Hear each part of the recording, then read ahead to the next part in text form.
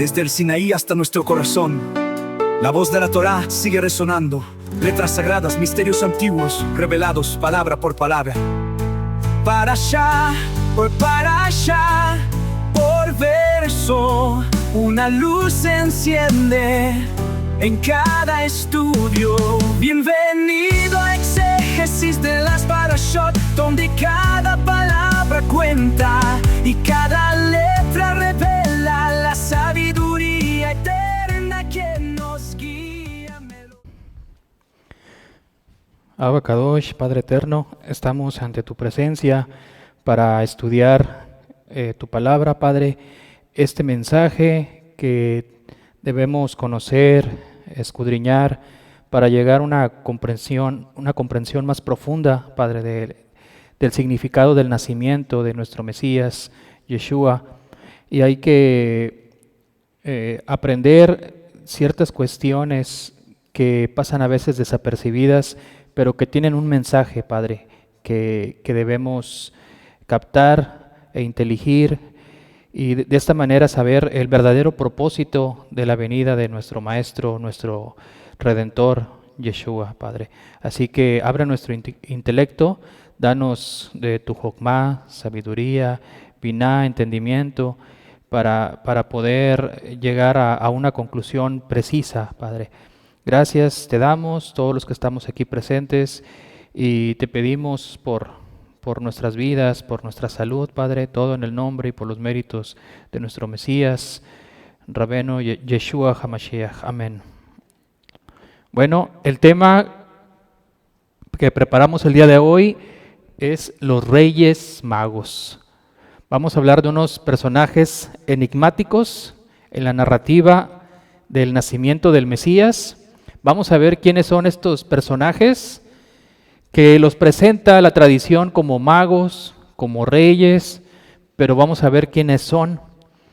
El nacimiento de Yeshua es un hecho sumo importante, no es simplemente un hecho histórico, sino es el catalizador de la fe mesiánica.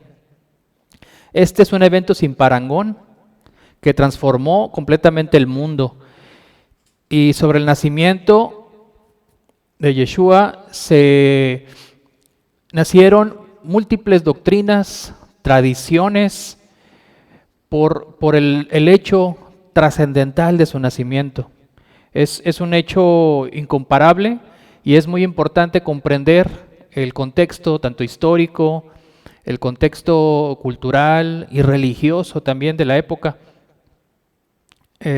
Y bueno, su nacimiento está rodeado de una profunda dimensión mística y profética también. En este contexto surgen estos personajes de los que les voy a hablar el día de hoy, los llamados Reyes Magos. Vamos a ver si eran reyes, si en realidad eran magos, si eran tres, como dice la tradición.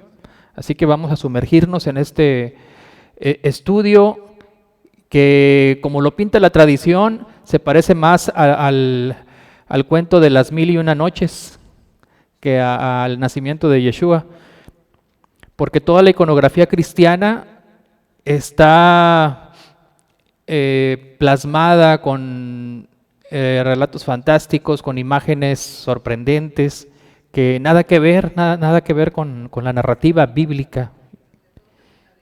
Sí, muy bien. Vamos a empezar a ver las diapositivas. Tenemos aquí que está escrito. Voy a leerlo así como aparece en la Reina Valera, ustedes me disculparán. Cuando Jesús nació en Belén de Judea, en días del rey Herodes, vinieron del oriente a Jerusalén unos magos, así dice la Reina Valera, diciendo: ¿dónde está el rey de los judíos que ha nacido? Porque su estrella hemos visto en el oriente y venimos a adorarle. Está escrito en Mateo 2, 1 y 2. Así lo dice textualmente la Reina Valera.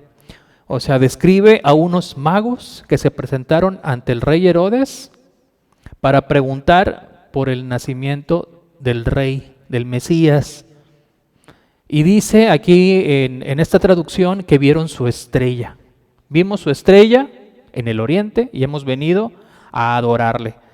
Tome nota de todas las las palabritas que vienen aquí, que hay que analizarlas. Aquí nada más son 2 versículos, pero hay muchos detalles que hay que analizar. Por ejemplo, el nombre Jesús, que ya sabemos que es Yeshua, el nombre Belén, tan solo aquí el nombre que ya vimos el estudio de la ciudad de Belén, que es Betlehem, tiene una profundidad, el nombre del lugar donde nació. También el contexto de la palabra magos, también el contexto de la estrella, el oriente, ¿a qué hace referencia? ¿De dónde venían estos seres? No se sabe.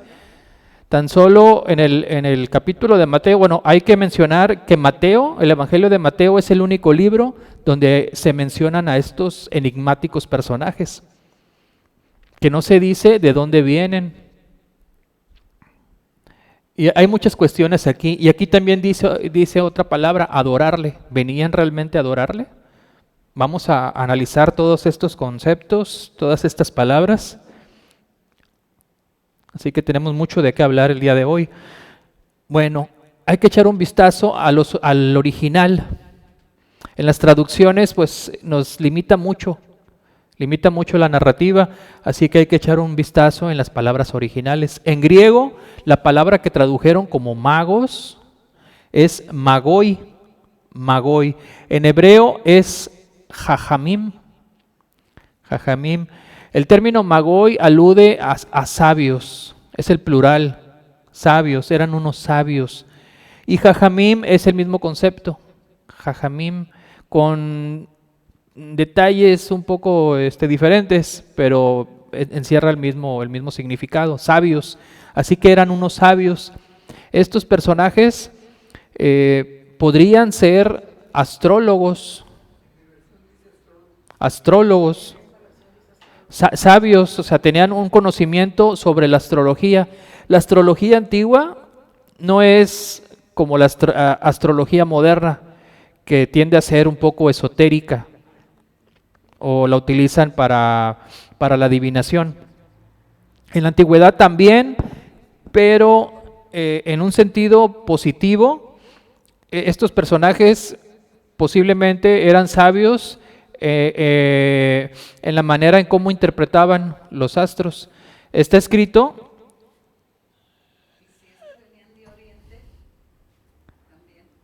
sí, en Mesopotamia, por ejemplo, se practicaba la astrología.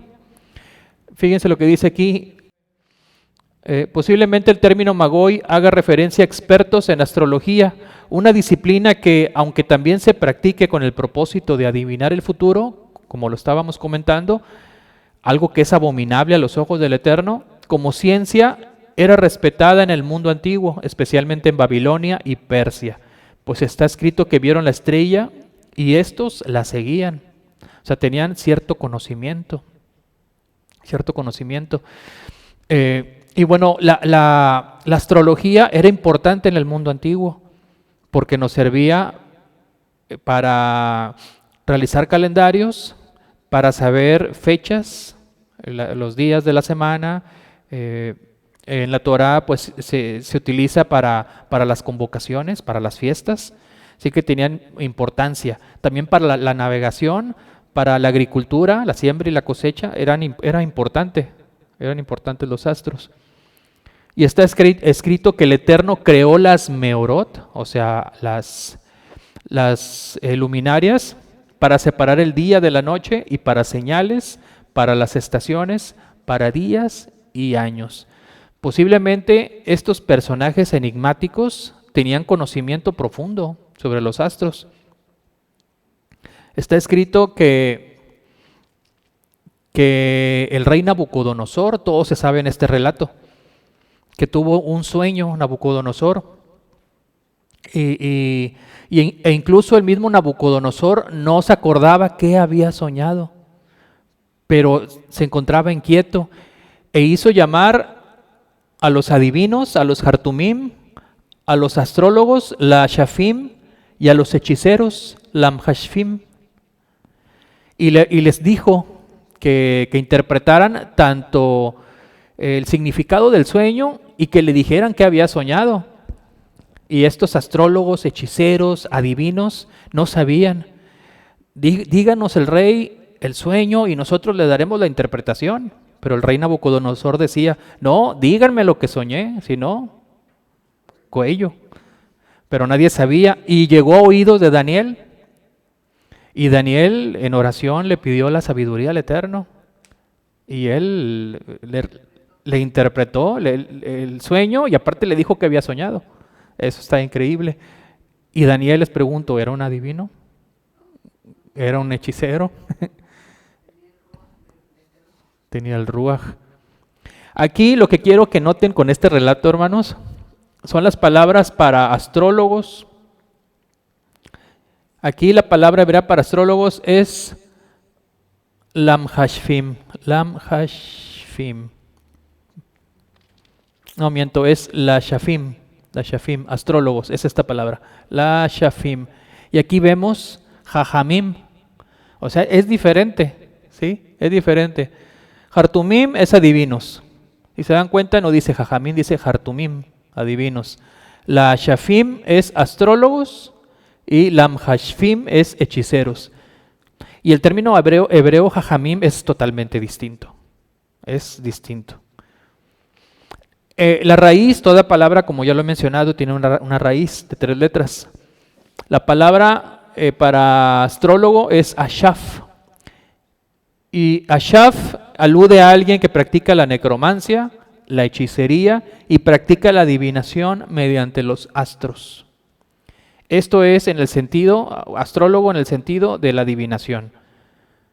O sea, un astrólogo no solamente hace brujería y practica la adivinación, sino que analiza la posición de los astros y sabe tanto el horario del día como el día de la semana, etc. Pero estos personajes sí practicaban adivinación mediante los astros. El patriarca Abraham, ¿de dónde venía? De Mesopotamia, un lugar donde se practicaba la astrología. De hecho, Abraham sabía que no podía ser padre. O sea, antes de encontrarse con el Eterno, antes de conocer a Hashem, él también interpretaba los astros. O sea, estaba en un ambiente de paganismo, de idolatría, de adivinación. Pero el Eterno lo sacó de ahí.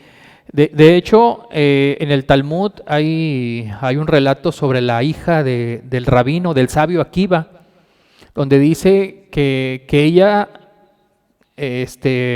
sabía el momento de su muerte y que iba a ser el día de su boda, pero se dice en el relato del Talmud que la hija de este sabio practicó la sedaká el día de su boda, que alimentó a una persona pobre y que al momento de cumplir con esta mitzvah mató a un alacrán que le iba a picar y así iba a morir.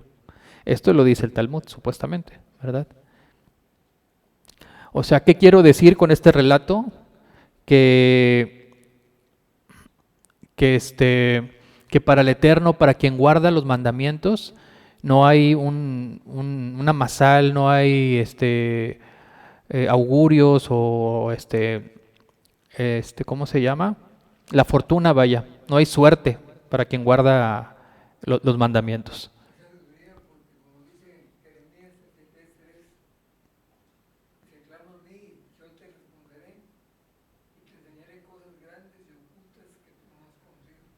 Así es.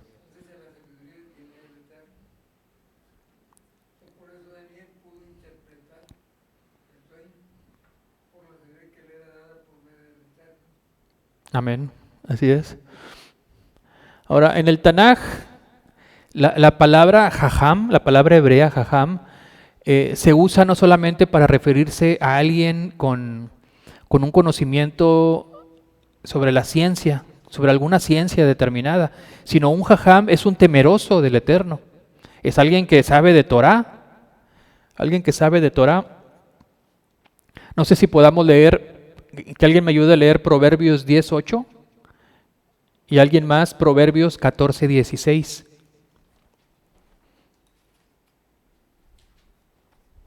que dice Proverbios 10:8. Ahí voy. 10:8. A ver, primero 10:8. Dice, el sabio de corazón recibirá los mandamientos, pero el que no ha vigilado sus labios será derribado en su perversión. Así es. A ver, el otro. El sabio es cauteloso y se aparta del mal, pero el insensato es imprudente y confía demasiado en sí mismo. Bueno, son dos ejemplos de personas sabias, jajamim, personas jajamim. ¿Qué nos puede decir de estos personajes conocidos como reyes magos? Con el término que utiliza la versión hebrea, jajamim. ¿Qué entendemos? Que tenían cierto temor del Eterno, o tenían también cierto conocimiento de la palabra. Tenían conocimiento. Así es. Y a mí me llama mucho la atención el relato, jamás lo había analizado así hasta que estoy analizando a detalle y a profundidad el libro de Mateo, que leemos a un Herodes que se turba, dice, está escrito que se turba junto con Jerusalén. No se esperaban la llegada del Mesías.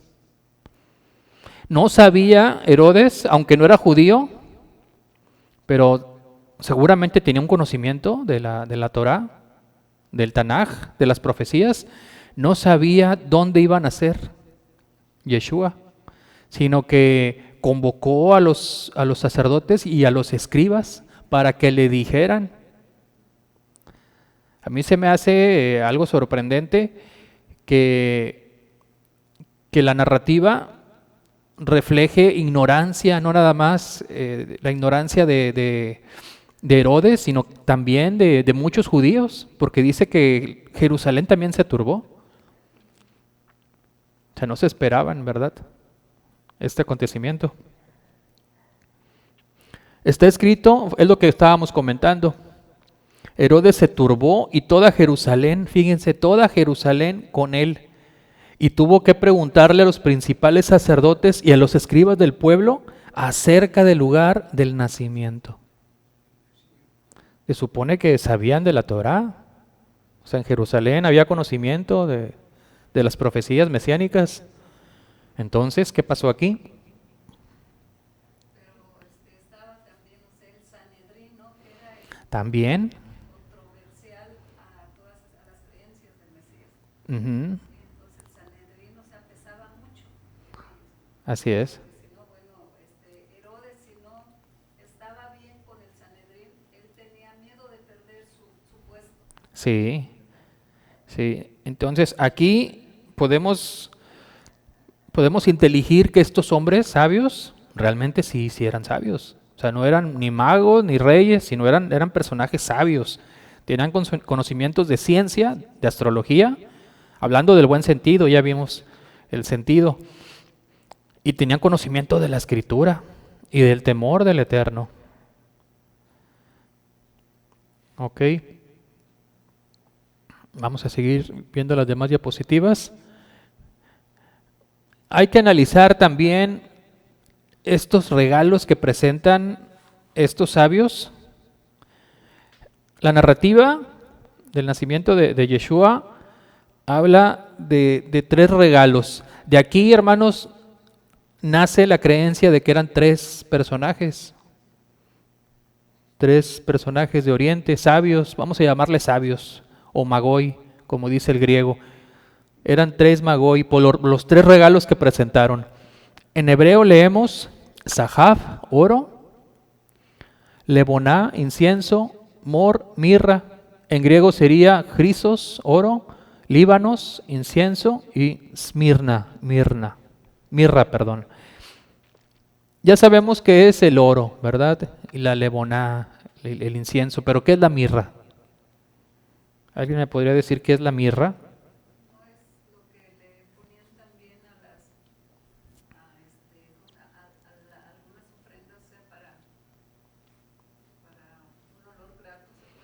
Ajá, la mirra era aromática. Ajá, la mirra es una gomorresina aromática de color amarillo a marrón rojizo, obtenida de árboles del género Comifora. Es conocida, ¿mande? Sí, es como una goma. Ajá. Es conocida por su fragancia terrosa y compleja y ha sido utilizada durante mucho tiempo como agente aromatizante, ingrediente en cosméticos y en la medicina tradicional. La mirra fue muy apreciada en la antigüedad. En el Medio Oriente y las regiones mediterráneas era un ingrediente de inciensos, perfumes y cosméticos costosos, y se usaba en medicamentos para aplicaciones locales y en el embalsamamiento. Ujú. Ahora, estos regalos tienen también un simbolismo profético y mesiánico también, o sea, un simbolismo escatológico. ¿Por qué? Porque el oro representa la realeza del Mesías, algo que brilla. También, sí. Y también algo legítimo, se podría decir. La leboná, el incienso, alude a su rol como sacerdote. ¿Por qué? ¿En qué se usaba el incienso? Ujú. Simboliza las oraciones de los fieles, de los creyentes. Aunque en la Torá no se dice explícitamente esto, se infiere. Por ejemplo, vamos a leer, alguien que me ayude a leer Levítico 16, 12 y 13. ¿Quién me lee Levítico 16? Alguien que me ayude a leer Salmo 141, 2. Es Levítico 16, 12 y 13. Ok, a ver, Levítico 16. Y alguien que prepare Salmos ¿qué? 141, 2. A ver, Levítico, ¿qué dice? Luego tomará el braserillo lleno de brasas ardientes del altar delante de Yahweh y 2 puñados de incienso aromático en polvo, y los llevará detrás de la cortina.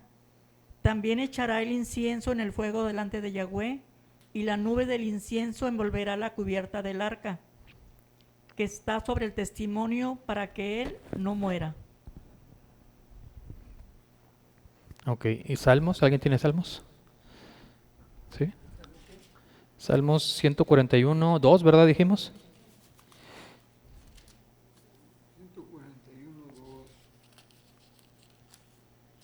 141:2. Yo te llamo Yahweh, apresúrate hacia mí, escucha mi clamor cuando te llamo. ¿Pero qué? 2, ¿verdad? Sí. Acepta mi oración como ofrenda De incienso. mis manos levantadas como sacrificio vespertino. Ahí está. Muy bien. Entonces, según el Salmo, nuestras oraciones son como el incienso, de olor grato, ¿verdad? Las oraciones de un temeroso del Eterno, ¿verdad? Ujú. Entonces, bajo esa premisa, dijimos que Sahaf simboliza la realeza del Mesías. El incienso, la leboná, el sacerdocio, la keuná, el sacerdocio de Yeshua. Y la mirra, el mor, representa ¿qué? Su sacrificio. ¿Por qué? Dijimos que la mirra era utilizada no solamente como aromatizante, sino también tenía una función medicinal. Uh-huh. O sea, quiere decir que mediante su sacrificio tenemos medicina, tenemos salud, tenemos vida, ¿verdad? Hasta la fecha se utiliza la mirra como medicamento. Fíjese. Sí, así es. Entonces, estos regalos tienen implicaciones escatológicas sobre el nacimiento, la vida, obra de Yeshua y el sacrificio y su resurrección. Fíjense nada más. Está enlazado todo en la Escritura, desde el nacimiento. Hay muchas cosas de las cuales hablar. Y apenas vamos en el capítulo 2 de Mateo, fíjense. O sea, nos queda mucho que decir. Aquí está, miren, Sahaf representa la realeza de Yeshua. Leboná, el incienso, representa la Keuná. Esto ya lo dijimos. La mirra, al ser su uso tanto ritual como medicinal, podría interpretarse como un presagio místico del sacrificio de Yeshua para nuestra liberación y rescate. Muy bien. Aquí, al entrar en la casa, aquí les puse en la diapositiva 3, porque según la tradición eran 3, no sabemos realmente cuántos eran. Pero dice la narrativa que cuando vieron a Yeshua, que estaba con Miriam, con su madre, en hebreo es Naflu al Penehem Behishtahabulo, o sea, cayeron con su rostro en tierra y se postraron. Sí, se postraron. En muchas traducciones, en la Reina Valera dice adoraron, pero realmente cayeron y se postraron. Este uso y costumbre era la praxis del mundo antiguo. Ante los reyes, ante autoridades de renombre, era tradicional o era la costumbre que se arrodillaran de esa manera. Esto quiere decir que se estaban arrodillando ante el rey. Era una señal de respeto ante la autoridad. Reconociéndolo desde ese momento, fíjense. Ujú.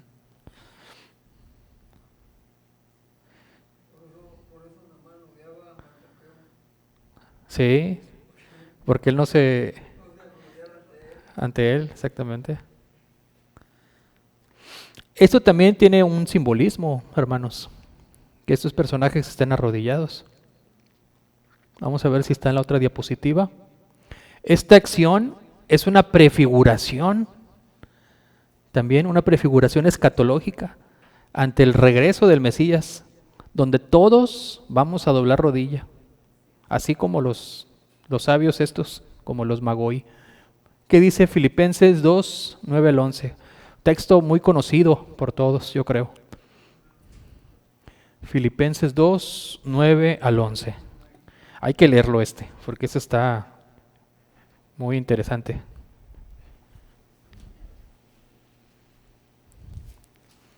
¿Quién lo tiene ya? Sí.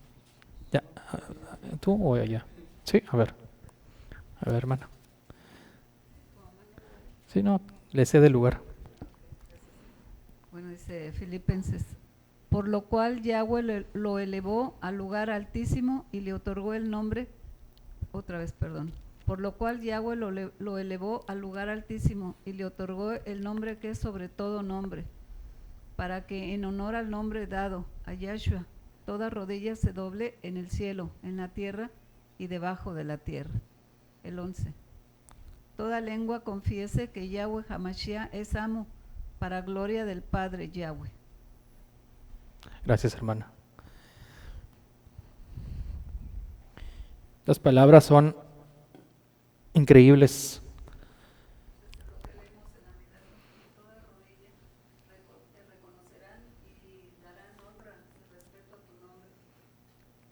Amén, así es. Es increíble lo que está escrito ahí.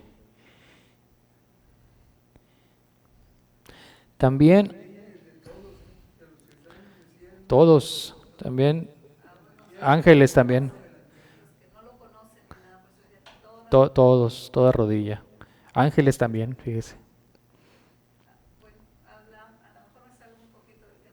A ver.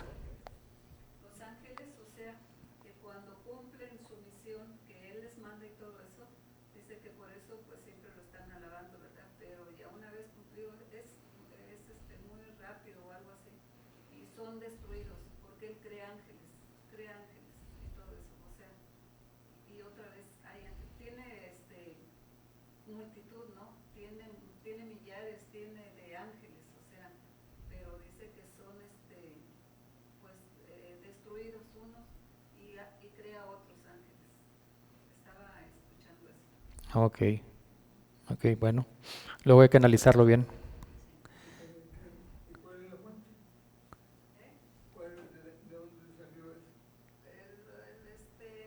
Un catedrático, dice un catedrático que es Baruch Korman, que da clases en hebreo, traducido al español en Israel.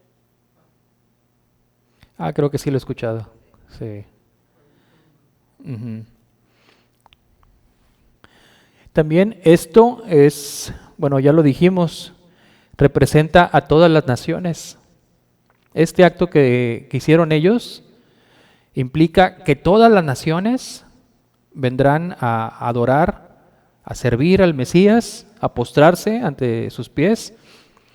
Y también tres, es el símbolo del mundo antiguo, las tres razas del mundo antiguo, los tres continentes de la Edad Media, que era el europeo, el africano y el asiático. Antes supongo que no conocían el continente americano, el continente de Oceanía. Ajá. Ah, pues eran tres también. Ujú. Las tres razas, la raza blanca, la raza negra y la asiática. Ujú. Por eso son tres. Y es una prefiguración a que todas las naciones, todas las razas, sin importar, van a venir. Y también hay otra implicación teológica aquí. Así como se turbaron Herodes, el rey de Judá, y toda Jerusalén, en el regreso del Mashiach, se van a turbar. El rey en turno, se habla de un rey, se habla de un falso profeta. Se van a turbar y se van a desconcertar, se van a asombrar de que las naciones identifiquen al Mesías antes que ellos. Esto se me hace algo bien profundo y teológico. Tiene mucha simbología esta representación que vemos aquí. Así como se turbó el rey de Judá y toda Jerusalén, en el regreso del Mesías va a suceder lo mismo. Porque también está escrito que las ovejas reconocen la voz del pastor. Quienes no son sus ovejas no lo van a reconocer, ¿verdad? Hay muchas, muchos versos, ¿no? Que dice, ese precisamente que mencionas tú, de las ovejas y las vírgenes prudentes también.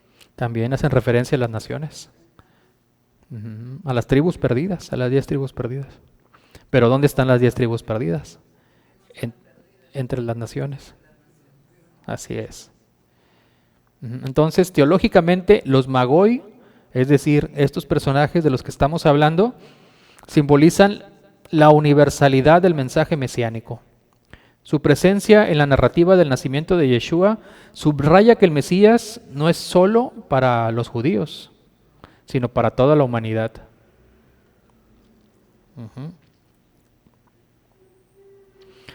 Vamos a seguir viendo las diapositivas. Esto ya lo comentamos. Está escrito que los Magoi vieron la estrella de Yeshua y que ésta iba delante de ellos hasta que se detuvo sobre el lugar donde estaba el niño. Mateo 2, 2 y también se repite en el 9. La pregunta que surge aquí y que les hago, ¿qué era esta estrella? ¿Y era una estrella? Dice que es la estrella de Yeshua, la estrella del Mesías. Vimos su estrella, o sea, la estrella de Yeshua. Él es la estrella de la mañana. Uh-huh. En un estudio que hicieron en alguna ocasión, decía que Ezequiel, el enemigo que precisamente estaba guiando a los magos para que descubrieran a dónde estaba el niño, para que se lo dijeran a Herodes.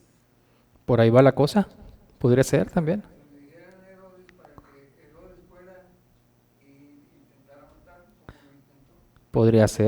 Podría ser muy buena interpretación. Sobre esta estrella ya estaba predicho, en Bemidbar 24:17. ¿Se acuerdan de estas palabras? ¿Quién las dijo?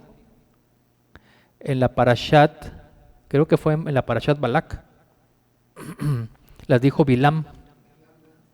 Bilam las dijo: surgirá estrella de Jacob y de Israel se levantará un cetro. Fíjense, y esto lo dijo Bilam, un sacerdote pagano, un profeta,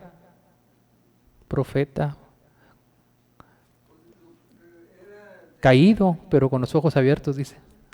Tenía visiones del Eterno, Ujú. incluso del Eterno cuando él le pide permiso para ver ir a maldecir a Israel. Él dijo, güey, pero vas a decir lo que yo te diga. Sí, Y no pudo maldecirlo, porque aunque hubiera querido maldecirlo, no pudo maldecirlo, porque no salían sus palabras. Le vas a decir lo que yo te diga. sí. Ahora, ¿estas palabras a qué se refieren? ¿A Yeshua o a la estrella que vieron los Magoi? Al Mesías. Al Mesías. Se refiere al Mesías. Se refiere al Mesías. Entonces, ¿qué era esta estrella? ¿Era en realidad una estrella?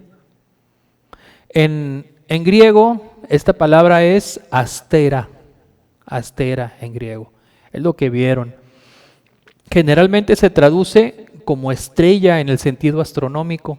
Sin embargo, el contexto no sugiere o no resalta algún fenómeno astronómico, ni debería preocuparnos interpretarlo como un fenómeno astronómico. De hecho, hay un erudito, por ahí lo apunté en una diapositiva, que habla sobre eso. En hebreo, la palabra para estrella es kohab. Kohab, y la pregunta sigue planteándose. O sea, ¿era realmente una estrella? O era acera que quería que lo descubrieran. Ajá. Que acera es estrella, ¿no? ¿Es estrella? Astera, ajá. Ese es el que les digo. El teólogo Jorge Piedad Sánchez, citado por la Universidad Iberoamericana, argumenta que la estrella de Belén debe entenderse desde una perspectiva teológica y simbólica, no como un evento astronómico. De hecho, no tiene ninguna importancia que sea un evento astronómico. La importancia es el significado de esta estrella. Mateo no estaba interesado, dice, en describir un fenómeno natural, sino transmitir un mensaje. Hay un mensaje a través de esta estrella.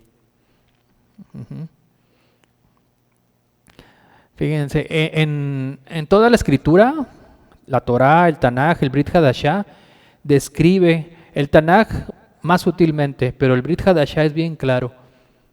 Los ángeles o los malajim son descritos como estrellas. Eso lo vemos en Apocalipsis 1:20. Así está escrito: el misterio de las 7 estrellas que has visto en mi mano derecha y de los 7 candelabros de oro. Las 7 estrellas son los ángeles de las 7 iglesias. Lo puse textual como dice la traducción. O sea, los seres celestiales, los malajim, son descritos como estrellas, por lo que podríamos interpretar el texto de Mateo que se trataba de un ser, de un malaj, ¿verdad? El número de 3 magos, en este caso sabios de Oriente, no ha sido siempre el mismo. En la tradición de Santa María la Mayor, una de las 4 basílicas mayores de Roma, se reconocen a solo 2 como los magos que se presentaron ante el Mesías.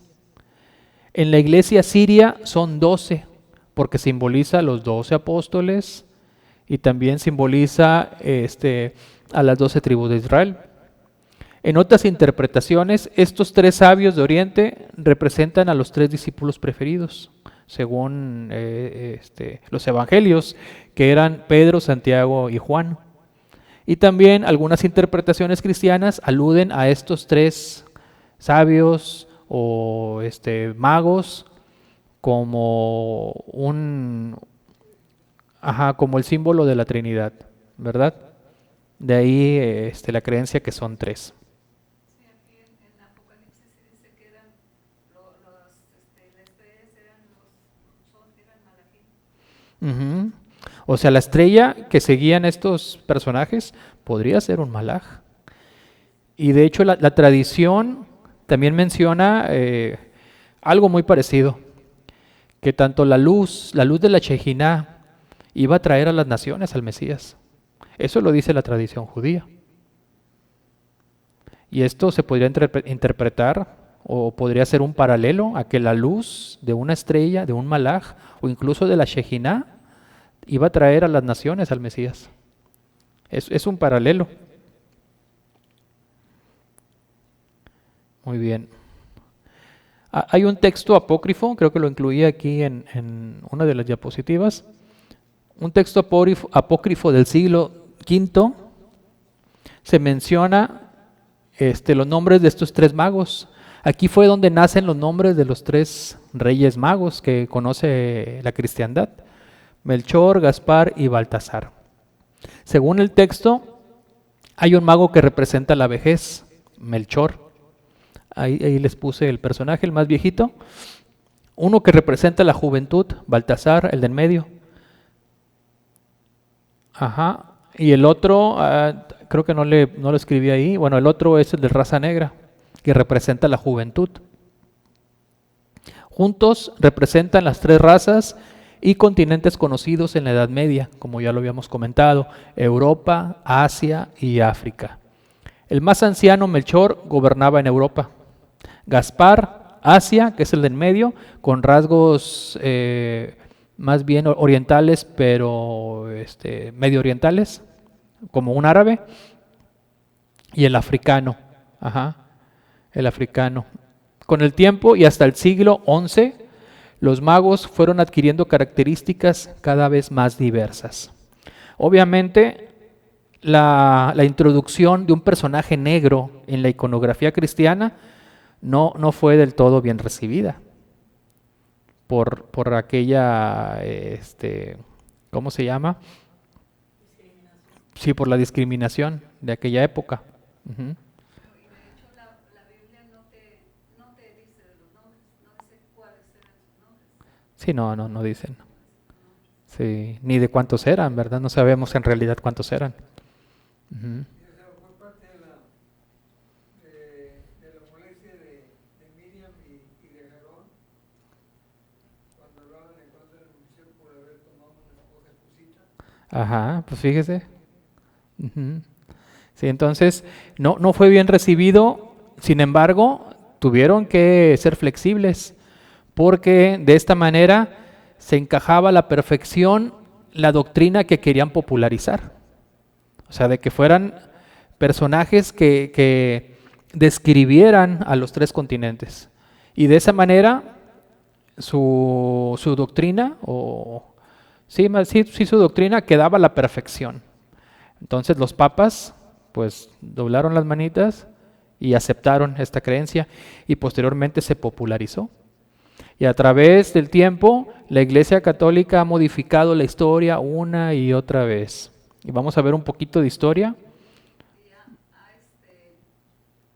sido de alguna manera, bueno, ha inventado, o sea, los personajes, no es casi ningún hombre de raza negra, excepto los que ha inventado, por ejemplo, Martín de Porres, Sí. ¿verdad? Pero no ves ninguno de raza negra, incluso la imagen del Mesías blanco, rubio, Claro. ¿verdad? Hasta con ojos azules, ¿dónde lo vieron? Sí, es correcto. No hay ninguna, excepto esa imagen, pero no he visto o no veía otra que fuera de raza oscura.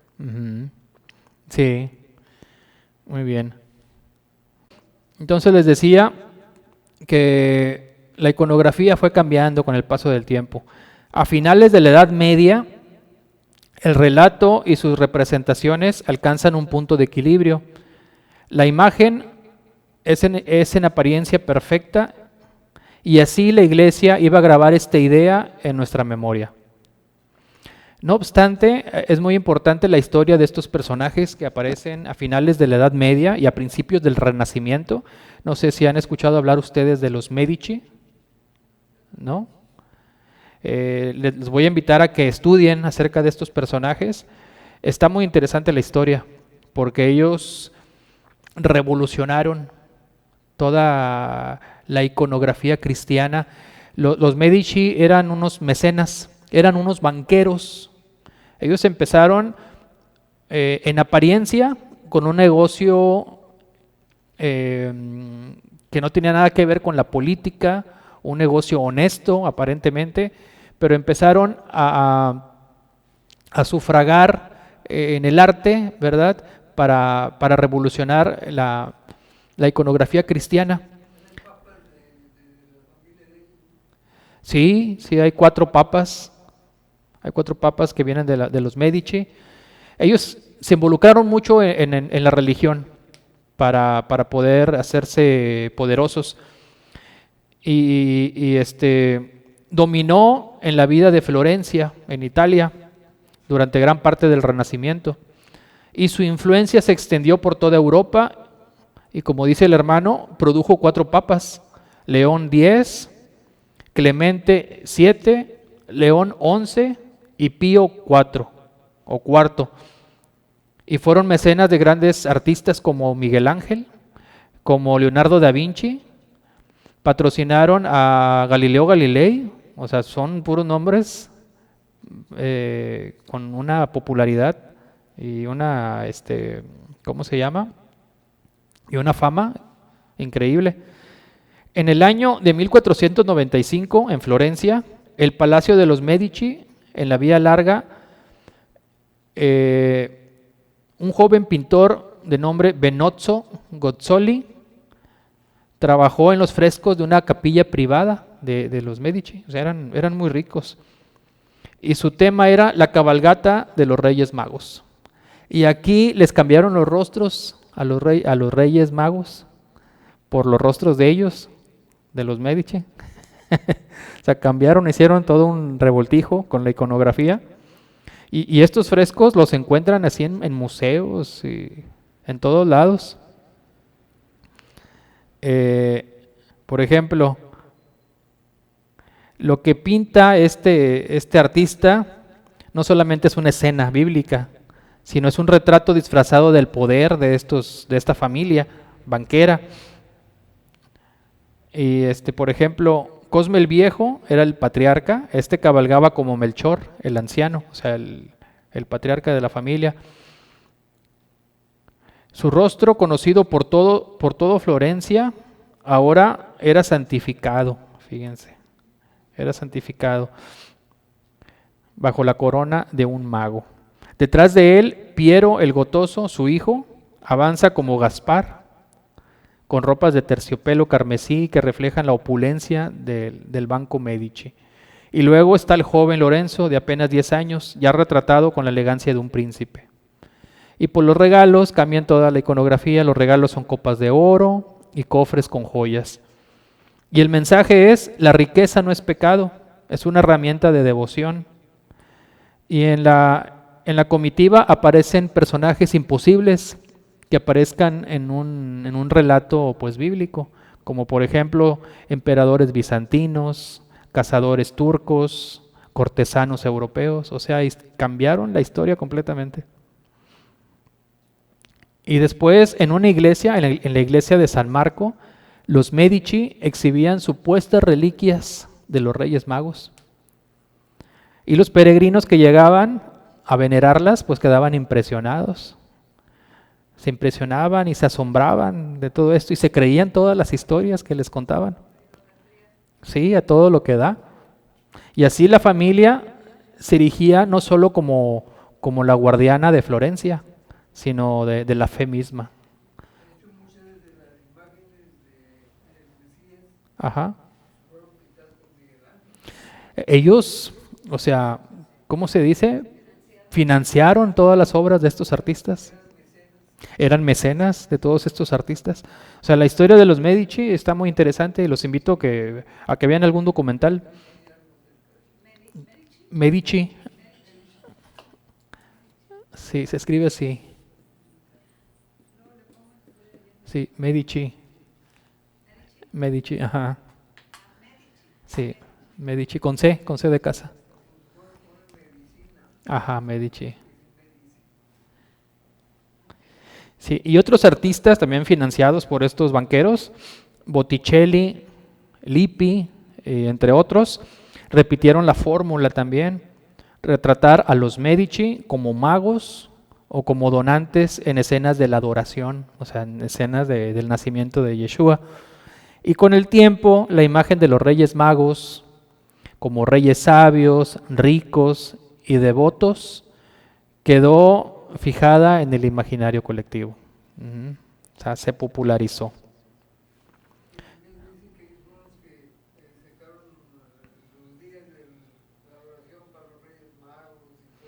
Ah, claro, claro, vieron un negocio redondo ahí en la fe. Lo comercializaron, exactamente. Ujú. Casi no se parece a la actualidad, ¿verdad? Pensaban en el dinero, no, eran como empresarios, eran increíbles, o sea, sobre la ignorancia. ¿No? Y en aquella época había una ignorancia en todo lo relacionado con la escritura. Sí,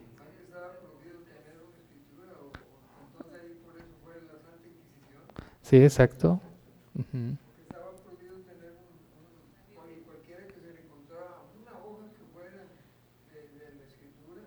Sí, sí, claro. Había Biblias, pero en latín. Sí, la gente no sabía latín. Ujú. Era la lengua, pero del clero. Ujú. Muy bien. Entonces, mientras que los Medici usaban a los magos para consolidar su poder en Florencia, en otras partes de Europa la historia comenzaba a acercarse al pueblo. Aquí fue donde nacen las historias de la Navidad y todo eso. En el frío de las noches de invierno, alrededor de hogueras, las familias campesinas contaban la leyenda de 3 reyes misteriosos que viajaron desde lejos para honrar a un niño en un pesebre. El mensaje se democratizaba. Si los reyes más poderosos se arrodillaron bajo un humilde pesebre, entonces la fe era más grande que la riqueza. Los regalos simbólicos empezaron a reinterpretarse y la Iglesia popularizó la historia. En el siglo XVI, en algunos países de Europa, particularmente en España y Francia, comenzó a difundirse la tradición de que los reyes magos no solamente visitaron a Yeshua o a Jesús, sino que también visitaban a los niños y les traían regalos. Sí, y esta práctica probablemente fue influenciada por las costumbres paganas que ya existían, ¿sí? Las Saturnalias y todas las relativas con el solsticio de invierno, ¿sí? Y las celebraciones de la fertilidad, que incluían intercambio de obsequios. O sea, ya existía todo esto de la Navidad, era todavía una Navidad muy primitiva, pero ya había prácticas. De esta manera, la figura de los Reyes Magos empezó a asociarse con el acto de dar regalos en la festividad de la Epifanía. ¿Qué es la Epifanía? Que es la manifestación de Yeshua en el mundo, o sea, su nacimiento. Y esto ¿cómo se dice? No, de calendario, ¿cómo se dice? Lo calendarizaron el 6 de enero. Uh-huh. Y que es la fecha que actualmente se sigue observando, ¿verdad? El 6 de enero. Y fue en el siglo XIX cuando la tradición de los Reyes Magos trayendo regalos a los niños comenzó a consolidarse con fuerza. En España, los periódicos y la publicidad se encargaron de difundir esta celebración y empezaron a promocionar juguetes para los niños. Y ya entrando el siglo XX, pues explotó fue un auge increíble. La Navidad promocionaron, le dieron tanta propaganda a la Navidad que se popularizó por todo el mundo. Uh-huh. Y bueno, este es un preámbulo al tema que sigue de la otra semana. Desde el monte hasta nosotros, desde lo antiguo hasta lo eterno, la palabra sagrada ilumina cada rincón de nuestra existencia. Bienvenido a Exégesis de las Parashot.